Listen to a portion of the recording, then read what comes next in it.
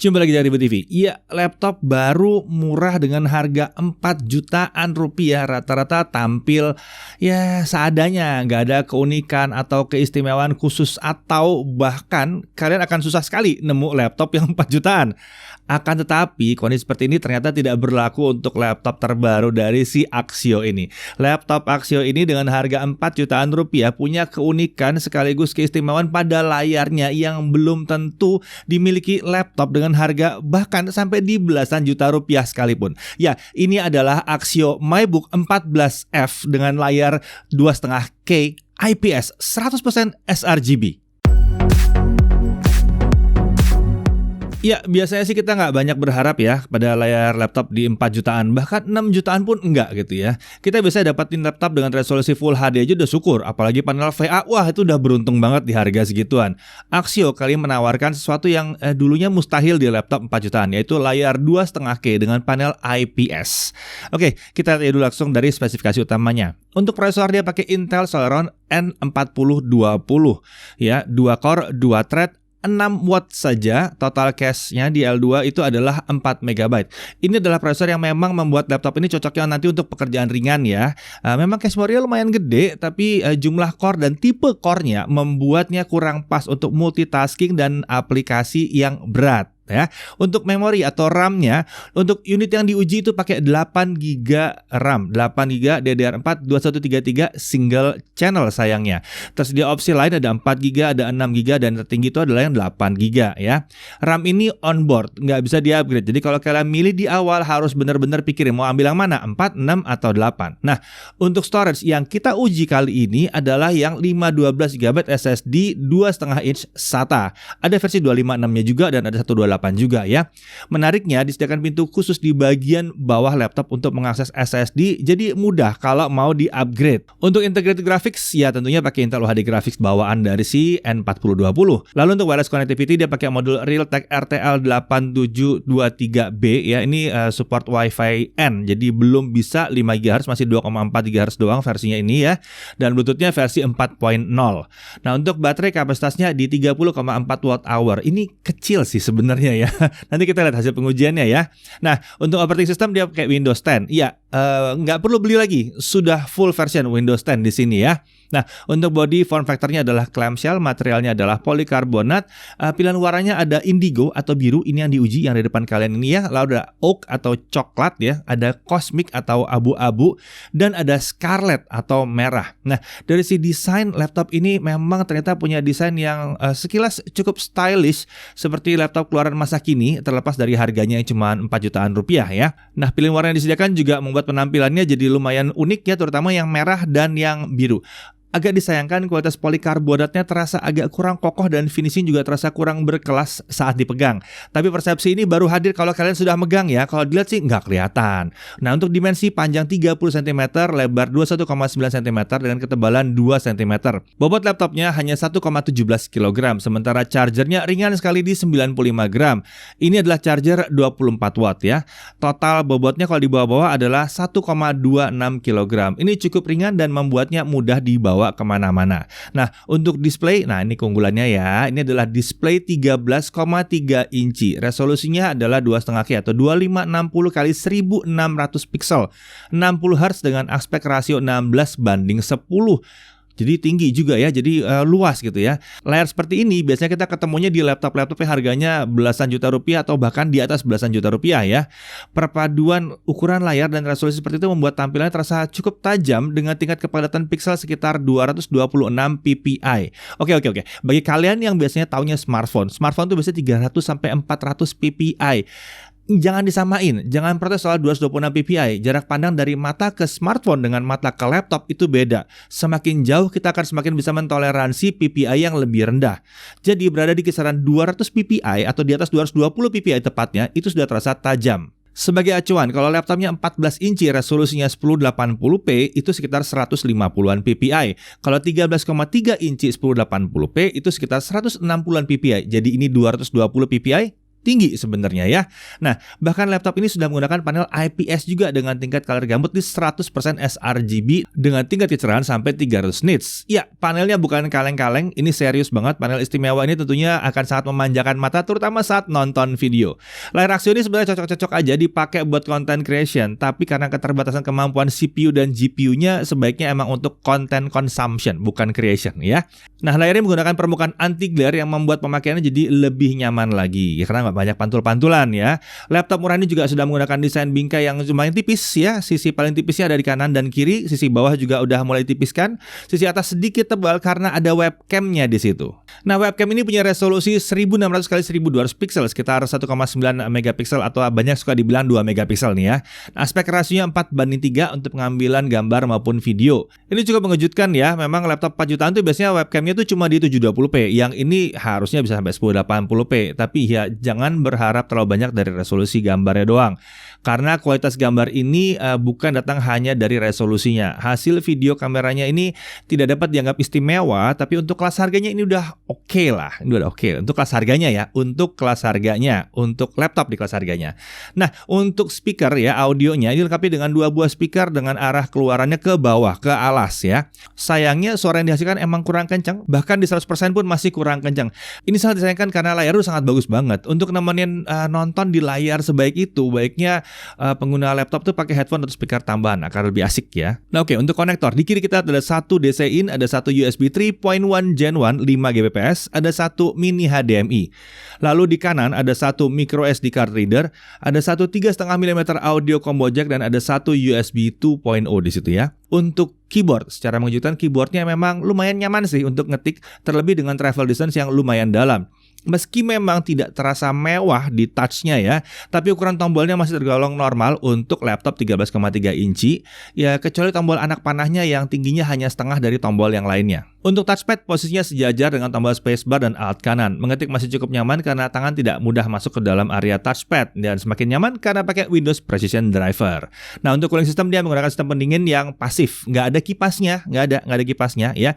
Ini membuat laptopnya hening sekali dan membuatnya juga cenderung maintenance free ya, karena ya nggak ada debu yang ditarik, nggak ada debu yang mesti dibersihin, ya nggak? Nah, untuk performa gimana? Oke, kita coba dengan Cinebench R15, tapi ini untuk ngetes konsistensi performance aja ya.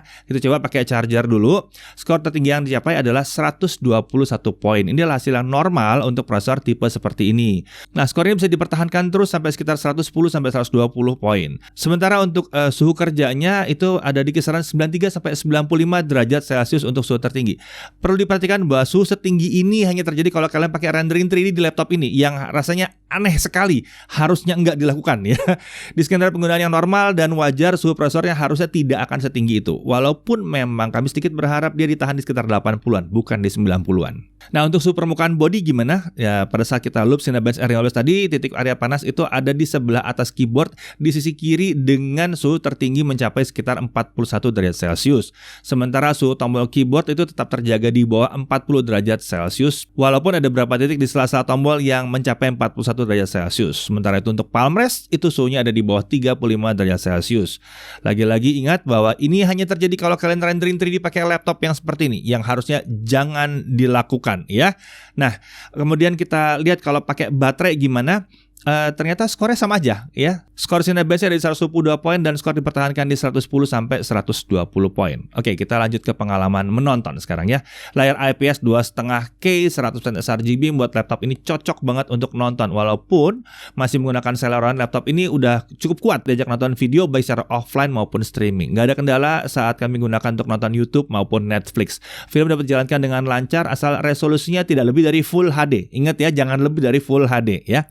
Hal yang perlu diperhatikan adalah dari sisi suara yang tadi kita udah bahas di bagian speaker ya, bahwa memang kayaknya kalian akan butuh headphone tambahan atau earphone tambahan atau bahkan speaker tambahan supaya ya layar ini ada temennya yang pas di situ ya. Nah, untuk suhu kerja sendiri pada saat kita streaming Netflix selama 30 menit, suhu prosesor tampak stabil di kisaran 55 sampai 57 derajat Celcius, walaupun kadang-kadang dia lompat sedikit ke 70 derajat Celcius. Oke, pasti banyak yang nanya, kalau buat gaming gimana? Nah, tentunya jangan berharap banyak ya. Hanya game ringan banget yang biasa-biasa nyaman dimainkan. Ini kira-kira beberapa game yang berhasil kami mainkan dengan laptop yang satu ini.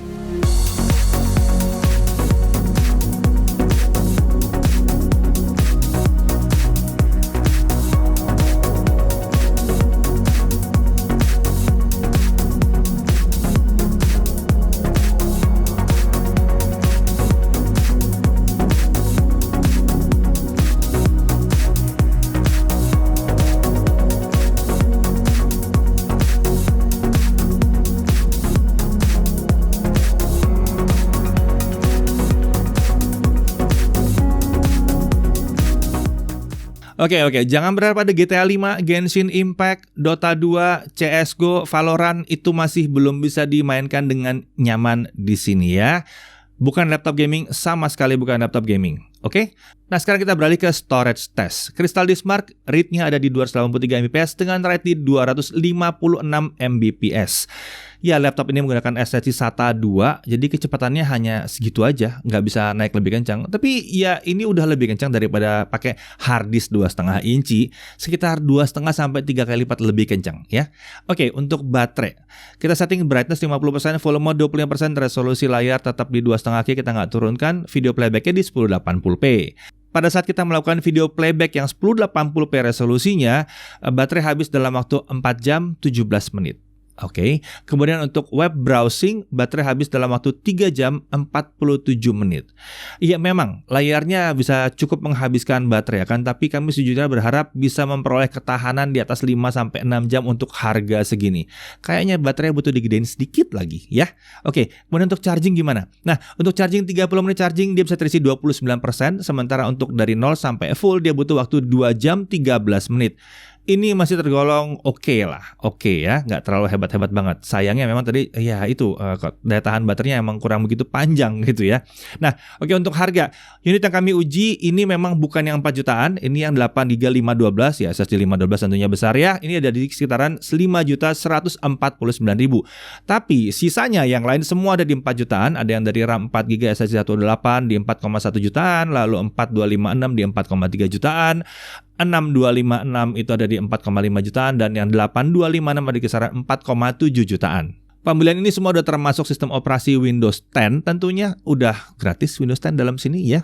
Hidup terus tenang, aman-aman ya. Dan hal yang perlu diperhatikan apa aja? Oke. Performa prosesornya ini terbatas dan sejujurnya agak ketinggalan sih ya kalau untuk yang pakai Windows ya. Ini membuat laptop ini kurang cocok untuk mereka yang menggunakan aplikasi berat yang menggunakan hardware yang super kencang. Untuk aplikasi yang ringan sih nggak ada kendala, tapi harus yang ringan-ringan banget ya dan bukan multitasking. Suhu kerja tergolong tinggi di skenario pengujian kita. Ini nggak heran sih ya karena memang semuanya didinginkan secara pasif dan memang pekerjaannya memang berat banget. Di skenario yang penggunaannya normal itu cukup wajar ya, seperti ngetik dan lainnya itu nggak akan jadi terlalu panas. Sedikit ada concern pada saat kita pasang Netflix, dia ada naik di kadang-kadang naik ke 70 derajat Celcius, tapi masih cukup aman karena dia naik turun aja di situ ya. Nah, walaupun layar istimewa, laptop ini kurang cocok untuk content creation sayangnya karena keterbatasan spesifikasi hardwarenya. Ini memang cocoknya untuk content consumption, nonton video gitu ya, cocok ya, browsing cocok ya. Sosmed mungkin masih oke lah ya. Nah, dan kalau buat gaming hanya game ringan tertentu saja yang bisa jalan di sini ya, nggak game ringan itu bukan GTA 5 kalau buat ini. Ini masih terlalu berat ya. Daya tahan baterai itu pas-pasan, jadi pastikan kalian selalu bawa charger, untungnya chargernya ringan. Dan walaupun menggunakan sensor resolusinya tinggi, kualitas gambar webcamnya terasa biasa aja, belum yang luar biasa hebat.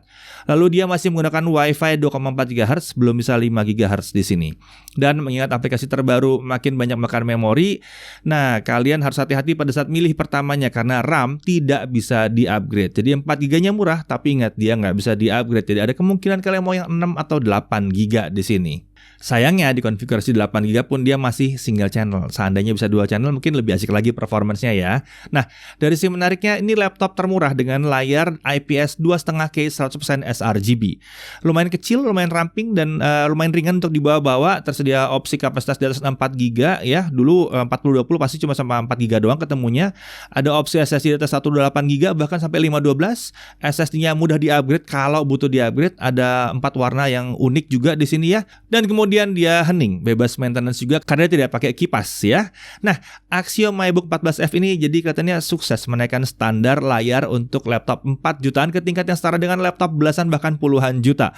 Performa yang ditawarkan emang terbatas, tapi masih bisa digunakan untuk macam-macam aktivitas ringan seperti streaming video, browsing website, ngetik, dan aktivitas ringan tanpa multitasking gila-gilaan lainnya. Menariknya, Axio menawarkan banyak opsi pilihan warna serta kapasitas RAM dan SSD.